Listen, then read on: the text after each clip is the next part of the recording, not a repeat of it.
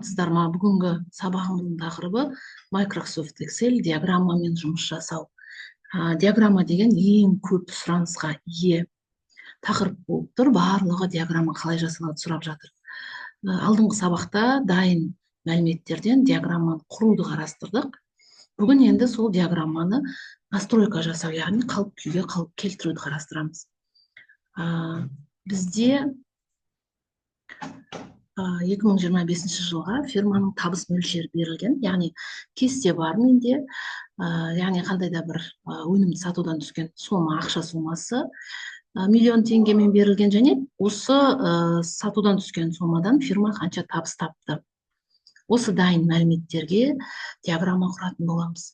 Яғни мына жерде сандар өте көп болғандықтан ең алғашқы жағдайда мен жаңа сандарды кішірейтіп, мына жерге сату деп, осы бір ғана қатардан бір диаграмма құрып көрсетейін дедім.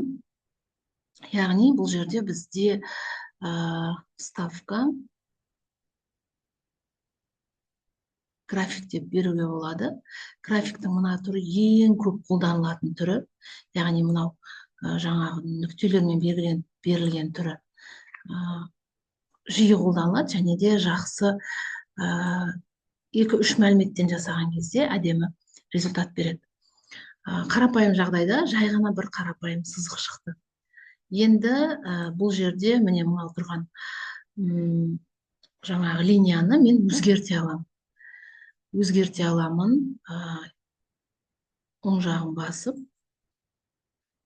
формат области построения деген команда береміз.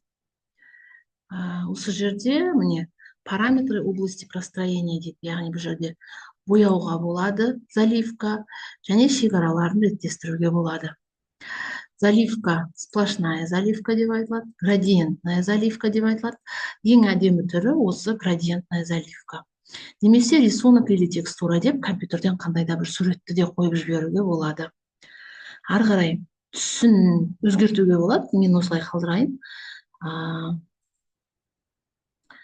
Енді граница, яғни линия, сплошная линия, градиентная линия деген сияқты түрлері де бар.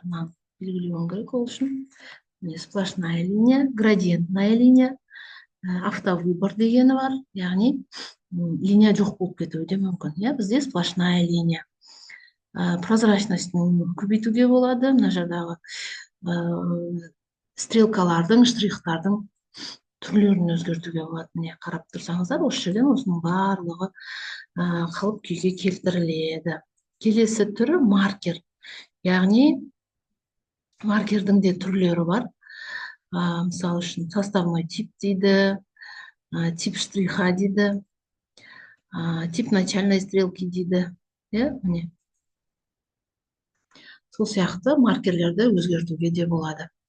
Енді дәл осы жерден графиктің басқа түрін таңдайық, яғни изменить тип диаграммы. Бұл жерде бізде с областями деген нәрсе бар.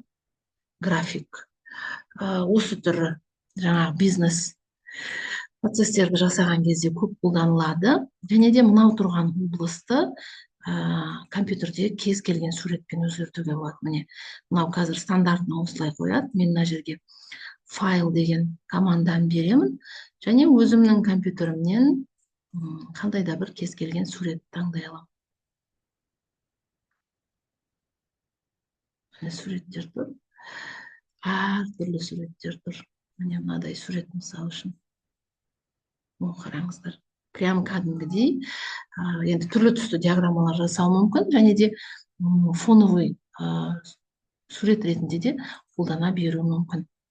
Мынау тұрған шкала менде өзгереді, яғни бояп аламын да шрифтін өзгертемін, түсін өзгерте аламын, шрифтін түрін өзгерте аламын. Міне жирный қылып жасап қойсам да болады.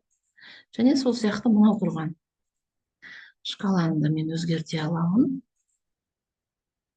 шрифтін өзгерте аламын, түсін өзгерте аламын. Бұл дегеніміз бізде диаграмманы қалып күйге келтіру деп айтылады. Міне, ең қарапайым түрдегі график. Біреуін жасап болдық. Енді мына бастапқы берілген өзіміздің суммамыздан тағы да бір диаграмма жасап көрейік. Вставка, диаграмма. Дәл қазір бізге мына бір түрін қолданамыз.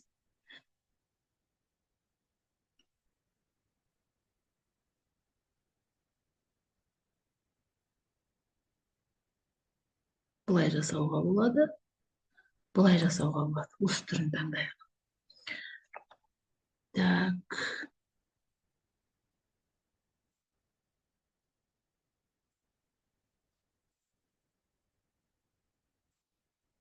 Жақсы көрініп тұрған шығар деп ойлаймын. Дәл жаңағыдай мен алдымен мынау тұрған шкаланы сипай алып отыр. Үлкейте саламын. Сосын мынау тұрған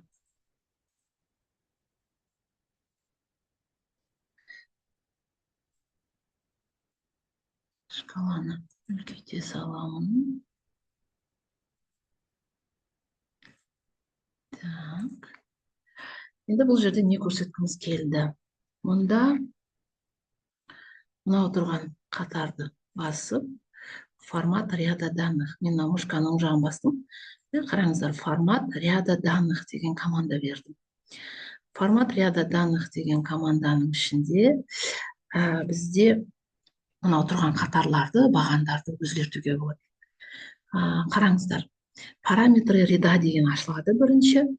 Соң фронтальный зазор дейді, боковой зазор дейді. Яғни мынаны үлкейтсеңіз не кішірейтсеңіз, арасында арақашықтық үлкейеді, кішірейеді. Боковой зазор дейді, мына үлкейген сайын кішірейіп жатыр. Міне мен кішірейткен сайын оларды, міне қараңыздар. Міне маған осылай ұнайды. Соң түрі фигураның прямоугольник. Бастапқы таңдаған кезде пирамида таңдауға болады екен. Усеченная пирамида, цилиндр. Цилиндрмен әдемі, полный цилиндр, усеченный цилиндр. Цилиндр қалдырайық. Мыналарға да цилиндр, боковой зазоры бәрі әдемі болып тұр. Бұл бізде формат ряда данных деген командадан параметры ряда деген ішкі бетті.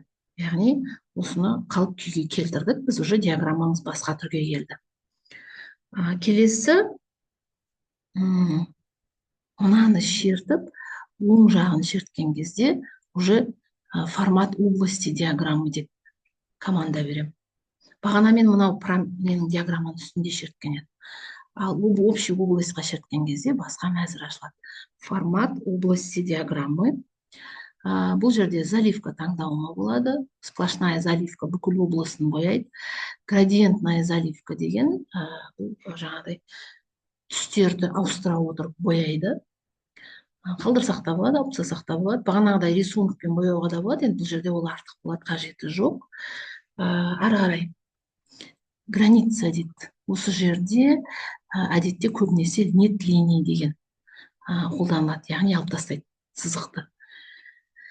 Осыдан бізде жаңағы диаграммамыз атау береміз.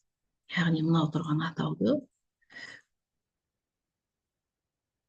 көшіремін де диаграмманың атауына жазып қоя саламын. Шрифтін өзгертуге болады, размерін өзгертуге болады. Міне 2025 жылға фирманың табыс мөлшері деп қойсақ болады.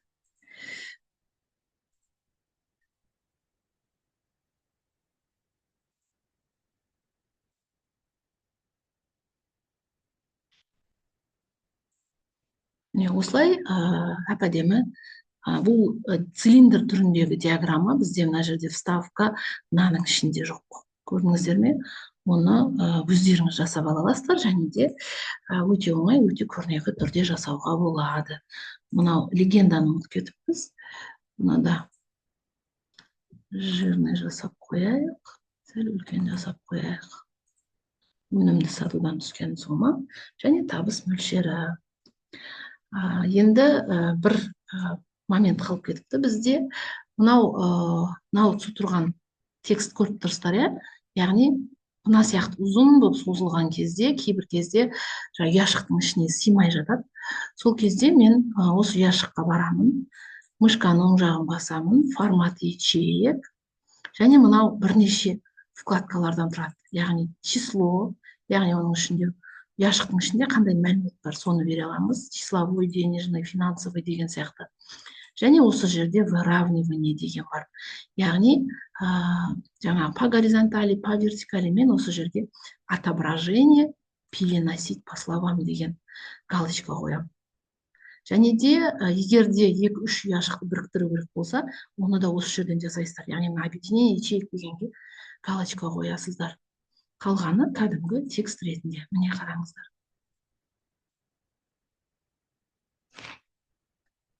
Жаңағы сыймай тұрған мен текстім бір ұяшықтың ішіне. Көбінесе осылай болады. Жаңағы сөз жазған кезде былай ұзыннан сыймай, мына жаққа қарай кетеді де, оны бір ұяшыққа сыйғызу керек болатын болса, переносить по словам деген команда береміз. Назар қойып тыңдағандарыңызға рахмет. Сау болыңыздар.